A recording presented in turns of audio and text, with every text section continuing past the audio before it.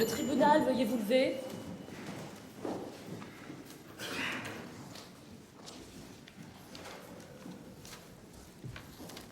L'audience est ouverte. Vous pouvez vous asseoir.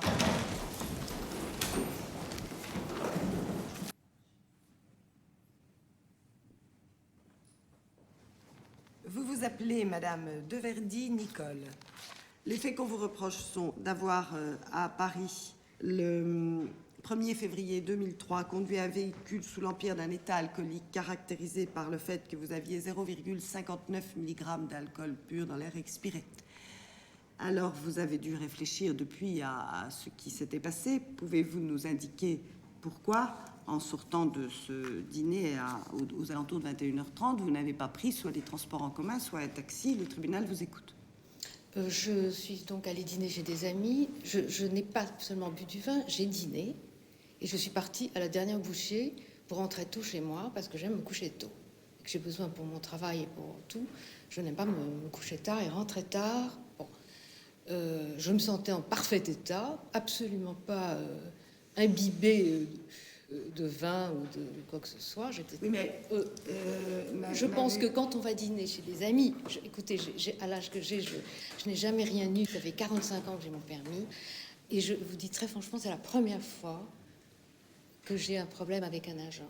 Et ça peut arriver. Je reconnais que j'avais peut-être bu un verre de vin. Je vous interromps, hein. Il y a quelque chose que vous ne semblez pas comprendre. Vous n'avez pas un problème avec un agent. Vous avez commis un délit. C'est pas du tout pareil. Vous n'êtes pas là parce que vous avez eu un problème avec un agent.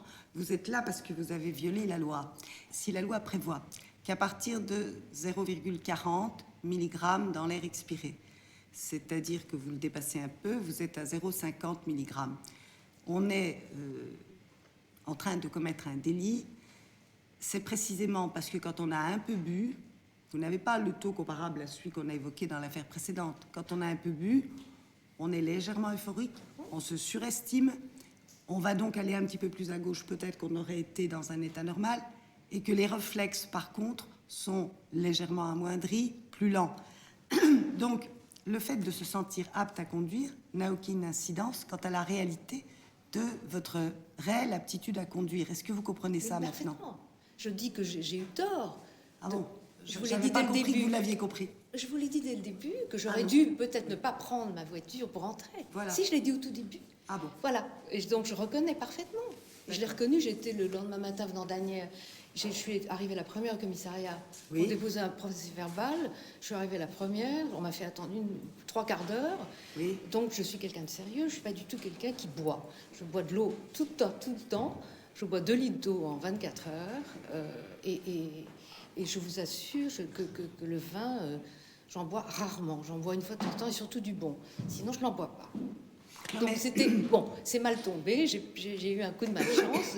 Oui, mais le tribunal avait cru entendre, pardonnez-moi, si je m'étais senti pas bien, bien entendu, j'aurais pris un taxi. Et le tribunal a cru entendre dans la phrase précédente, comme je me sentais parfaitement très bien, je ne l'ai pas fait. Ah oui, donc voyez-vous, j'avais cru entendre une phrase complète et pas coupée en deux. Exprimée, mais c'est pas du tout habituel. Et d'ailleurs, je vais vous dire une chose, c'est que je ne conduis jamais quand j'ai bu un peu de vin. Sauf ce jour-là, malheureusement. Et ce jour-là, j'avais, vous savez, l'erreur est humaine, et j'admets que je finirai, et c'est une bonne leçon pour ça fait 45 ans que j'ai mon permis, je n'ai jamais eu un problème. C'est clair. Voilà. Alors, on va en venir maintenant à votre personnalité, et puis on verra ensuite si Madame la procureure ou bien votre avocat veut poser des questions sur l'un et l'autre. On va parler des deux. Donc, vous êtes propriétaire de votre appartement, vous êtes marié, vous avez 3 enfants et 4 petits-enfants, et vous êtes artiste peintre. Vous travaillez de façon indépendante? Oui. Totalement? Oui, totalement. Oui. Depuis que j'ai commencé à travailler à 17 ans, après avoir fait les arts décoratifs, j'ai été prise dans une très très bonne vous êtes diplômée des arts déco. Oui. Vous êtes diplômée des arts déco. Voilà, et c'est mon métier et c'est ma passion et c'est accessoirement votre moyen d'existence. Oui, tout à fait. Sur les faits ou sur la personnalité, Madame la procureure, avez-vous des questions à poser? Quels sont les revenus de la prévenue? Vos ressources moyennes. Écoutez, c'est en dents de scie. Justement, Et, c'est pourquoi je m'en doutais, c'est pourquoi j'ai dit moyenne. Je peux rester 6 mois sans ressources du Bon, tout. l'année dernière, vous avez fait une déclaration à l'administration fiscale. Vos bénéfices se chiffraient à combien? Je n'ai pas la mémoire de cette, parce que je la fais sur celle de général, mon les gens- mari. Non, je la fais avec mon mari. Donc je n'ai pas de... Donc vous êtes dans Ça dépend si l'incapacité je fais des- absolue de dire si, sur une année, Oui. votre art vous rapporte, je parle encore en francs, pardon, 2 000 francs, 3 000 francs, 5 000 francs, à vous, indépendamment des revenus de votre époux? Indépendamment des revenus de mon époux, c'est dur de faire une moyenne, disons par an, parce que je fais des petites choses pas chères et des choses beaucoup plus On importantes. va être obligé d'essayer Je donne une moyenne, je vous dis très franchement, depuis quelques années, ça a chuté, et ça 3 000 francs par an, voilà. Par an? Ouais, en moyenne. D'accord. Alors, Est-ce que je peux vous demander quelles sont les ressources de votre époux et les charges Il est en de votre foyer? retraite. Il est en retraite. Oui, Et donc donc, il il touche n'a une pas, retraite. il n'a pas une très grosse retraite. Et donc. nous Attendez, vivons- on n'est pas là. Si le tribunal vous pose des questions qui vous paraissent Mais je n'ai indiscrètes, pas les chiffres. vous nous laissez parler, s'il vous plaît. On m'a pas C'est dit- parce que le code pénal prévoit Oui. qu'en cas d'amende, Oui. et c'est Oui. justice, Oui. l'amende doit être proportionnée aux revenus. Bien sûr. Donc mes questions ne sont pas celles de l'administration fiscale. Elles tendent simplement à avoir un ordre de Oui. grandeur. Oui. Et vous seriez vraiment, vous coopériez, ça serait quand même mieux en nous disant le montant approximatif de la retraite de votre époux que vous ne pouvez pas ignorer totalement. Je l'ignore en partie. Il doit toucher, je ne sais pas moi, 12 000 francs par mois ou quelque chose comme ça. Avez-vous des enfants encore à charge? Non, ils sont tous mariés et j'ai 4 petits-enfants. J'ai plus d'enfants à charge. Non. Merci, Non, non, de, non. merci de ces précisions Non, mais sur- difficilement obtenues. Madame la procureure, vous avez la parole pour vos réquisitions. Ce qui m'étonne, c'est que vous avez un métier d'expression artistique. Et pour tout vous dire, votre expression verbale m'a un peu inquiétée. Et comme on dit qu'en principe, l'art a pour but de rendre le réel visible, je ne suis pas sûre d'avoir tout compris de votre message. Parce que votre message, dans 3 phrases, il est à l'envers. Vous dites, j'ai eu un problème avec un agent, j'ai eu la malchance de me faire arrêter, et les agents ont été un peu injustes.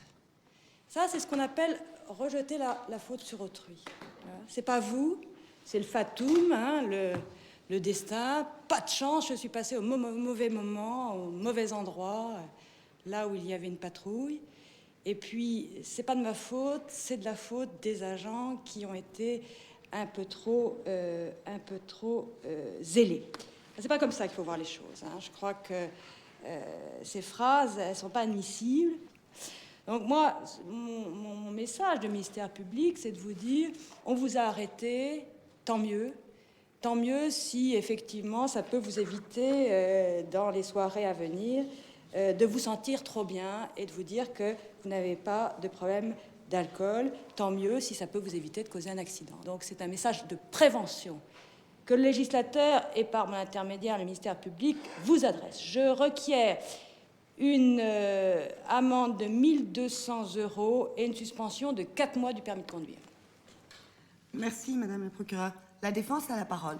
Oui, Madame le Président, je ne partage pas tout à fait la position de Madame le procureur de la République dans le dossier, puisque je crois que s'il est vrai que Madame de Vervis s'est mal exprimée peut-être tout à l'heure devant vous sur sa culpabilité, sur la reconnaissance des faits qui lui sont reprochés, je peux vous assurer que la première fois que j'ai rencontré Madame de Vervis, la première chose qu'elle m'a dit, c'est que je suis convoquée devant le tribunal correctionnel. J'avais bu 3 verres, un apéritif. J'aurais pas dû en boire peut-être autant, mais je me suis pas rendu compte que j'étais ivre et que je ne pouvais pas prendre le volant ce jour-là.